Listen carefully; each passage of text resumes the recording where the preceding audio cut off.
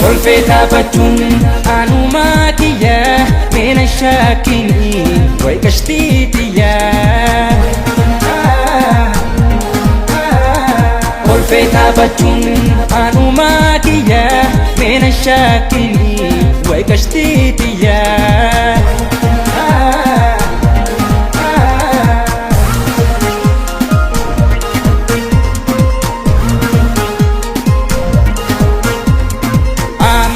yani beeta sini mufae akka an kolfeeta bachuna da gotae qalbi hintay si waswasan barwan jirre shakki dibte wal amantan yo waji warre tole wa tole tole wa tole narran da intole tole wa tole nasi ya wali galle tole wa tole jalal shakki male tole wa tole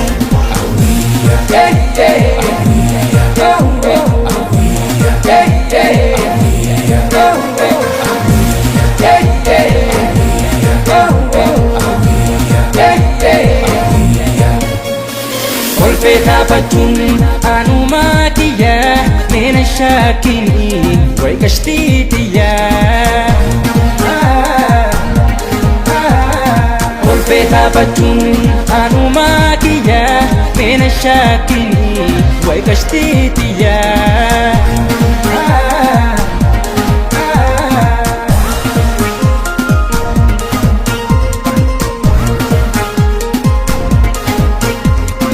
amala duraan hin qabne sirratti argama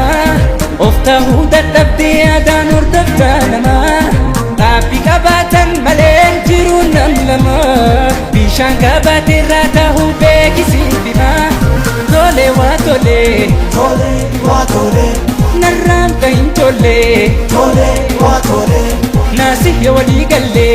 tole waa tole jaalal shakkii malee tole waa tole yeah, yeah, yeah, yeah, yeah.